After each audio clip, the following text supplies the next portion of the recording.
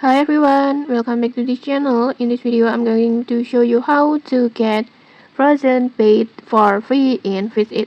Frozen bait is a really good bait because it has 45 luck and it also looks awesome with its cool blue icy designs like this. I think it looks so cool.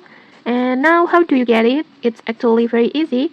First, just go fishing at the Christmas island and or inside the Christmas cave and just keep fishing until you get a gift bug. And after that, just take the gift to the Santa at the gift factory. This one, just go to the gift factory and then meet the Santa and then just hold your gift and just tap on hand present.